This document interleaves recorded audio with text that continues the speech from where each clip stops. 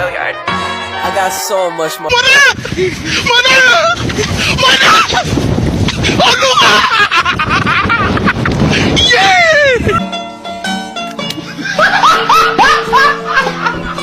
Are you ready, kids? Aye, aye, Captain! I can't hear you. Aye, aye, Captain! Oh! Fucking design on right now. Break it down, bring it back, make it clap. I got 3 old thoughts, new block, where that thing. Bitches on my line, and you know. Halo semuanya, video ini bertujuan untuk memenuhi tugas mata kuliah Keperawatan Kesehatan Jiwa 2. Pada video ini saya akan mempraktekkan tentang SPTK 1 atau Strategi Pelaksanaan Tindakan Keperawatan 1 pada klien dengan waham. Perlu teman-teman ketahui, pengertian proses pikir atau waham adalah suatu keyakinan yang salah yang dipertahankan secara kuat dan terus-menerus, tapi tidak sesuai dengan kenyataan. Nah, ada 5 klasifikasi perubahan proses pikir. Yang pertama, waham agama. Yang kedua, waham curiga. Yang ketiga, somatik. Yang keempat, waham nihilistik. Dan yang terakhir, waham kebesaran. Di sini saya akan mempraktekkan tentang SPTK 1 tentang waham curiga. Nah, teman-teman bisa ketahui, waham curiga itu adalah pasien percaya bahwa dirinya atau seseorang yang dekat dengan dirinya disakiti atau ada orang yang memata-mata mereka atau ada orang yang berencana menyakiti mereka. Tujuan khususnya yang pertama, pasien dapat membina hubungan saling percaya. Yang kedua, pasien mampu berorientasi kepada realita secara bertahap.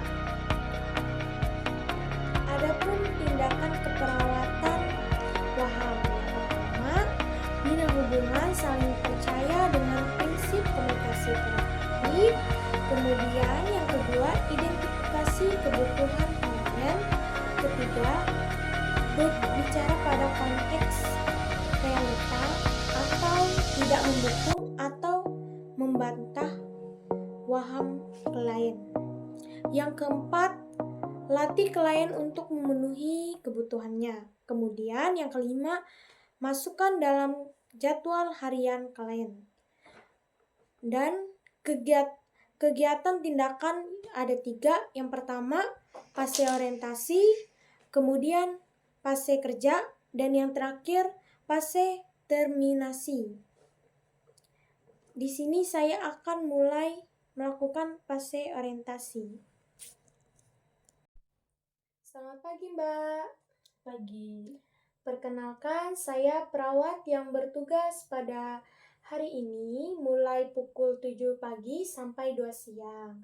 Saya juga yang akan merawat Mbak hari ini. Perkenalkan, nama saya Wenti Natalia. Saya senang dipanggil Wenti.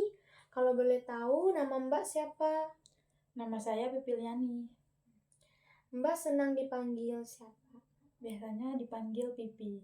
Oke, Mbak Pipi ya.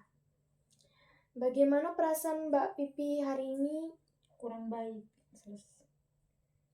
Kurang baik. Nah, kenapa kira-kira bisa perasaan Mbak kurang baik?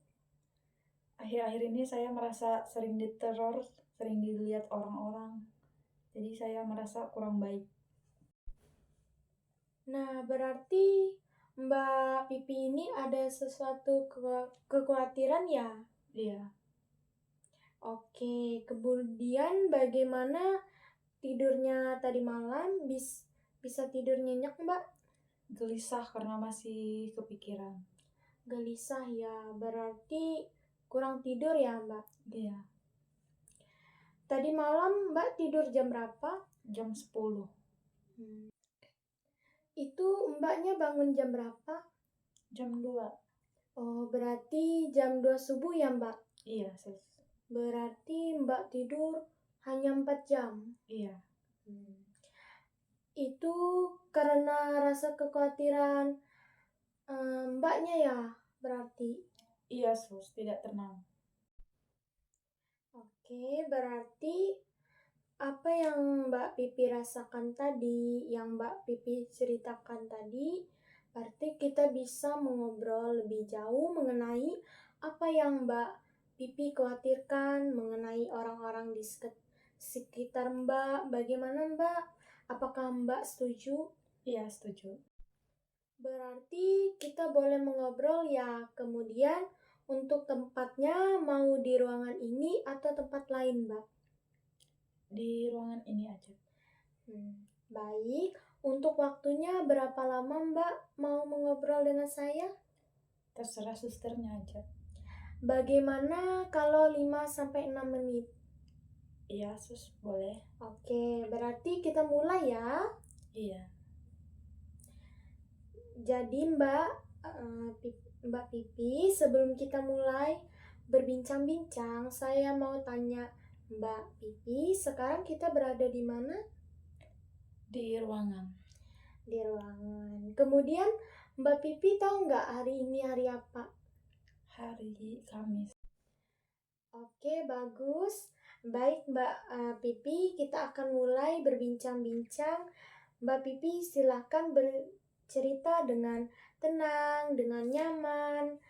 Di ruangan ini hanya kita berdua saja.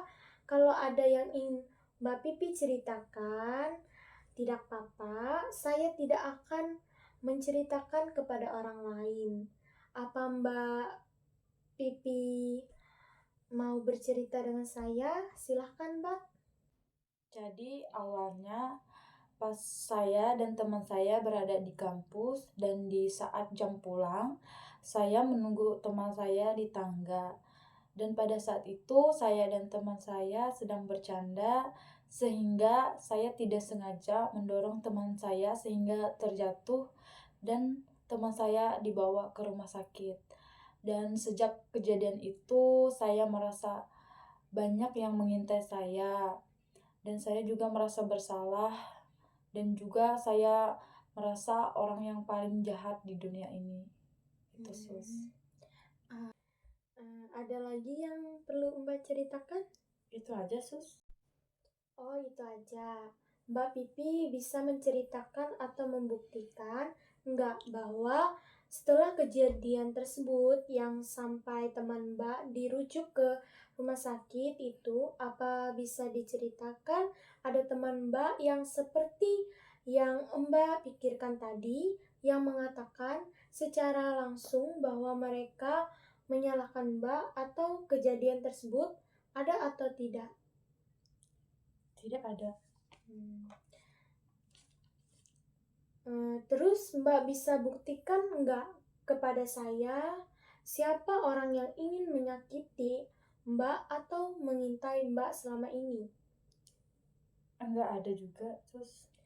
Itu berarti apa yang Mbak pikirkan, apa yang Mbak rasakan itu hanya perasaan Mbak saja. Jadi itu sesuatu yang tidak nyata, jadi Mbak harus tetap tenang dalam menghadapi hal tersebut. Tapi saya sangat ada merasakan kalau saya sering diintai, diteror gitu Sus. Ya, saya paham apa yang Mbak Pipi rasakan, Mbak Pipi ceritakan. Jadi, jika sewaktu-waktu perasaan itu muncul kembali, Mbak Pipi bisa melakukan apa yang akan saya ajarkan, yaitu Mbak Pipi bisa mengungkapkan secara langsung atau bisa di dalam hati saja. Katakan bahwa tidak ada orang yang ingin menyakiti saya, dan semua orang yang ada di sekitar saya sangat peduli, sangat sayang kepada saya. Bagaimana Mbak Pipi bisa dipraktekkan dan diulangi apa yang saya ajarkan? Jadi saat perasaan khawatir itu muncul, saya harus mengungkapkan ataupun bisa juga di dalam hati saya meyakinkan diri saya bahwa tidak ada orang yang ingin jahat kepada saya. Betul, bagus sekali. Jadi Mbak tidak perlu khawatir ya, karena di sekitar Mbak Pipi pasti teman-teman Mbak Pipi sangat sayang kepada Mbak Pipi. Mbak Pipi juga ada keluarga yang pasti akan sangat selalu menyayangi Mbak Pipi dan melindungi Mbak Pipi. Iya, Sus. Jadi kita sudah berbincang-bincang. Bagaimana perasaan Mbak Pipi? Sedikit tenang dan saya juga senang ada teman bicara. Oke, berarti selama ini apakah ada tempat Mbak Pipi bercerita? Tidak ada, Sus. Berarti Mbak Pipi baru bercerita kepada saya. Iya, Sus. Kemudian Mbak Pipi bisa mengulangi apa yang sudah saya ajarkan tadi untuk mengatasi jika perasaan atau pikiran kekhawatiran Mbak Pipi muncul. Jika perasaan itu muncul, kembali saya harus mengungkapkan bisa juga di dalam perasaan tidak ada orang yang ingin menyakiti saya dan semua orang yang ada di sekitar saya peduli dan sayang sama saya. Bagus Mbak Pipi, sudah bisa melakukannya. Kemudian untuk kegiatan kita hari ini, saya tulis di sini ya Mbak Pipi. Kalau Mbak Pipi sudah melakukannya, Mbak Pipi bisa centang iya. Kalau Mbak Pipi belum melakukannya, Mbak Pipi centang tidak. Harus jawab jujur ya Mbak Pipi. Iya, Sus. Baik, kegiatan kita hari ini sudah selesai. Besok saya akan datang kembali untuk mengecek kegiatan Mbak Pipi.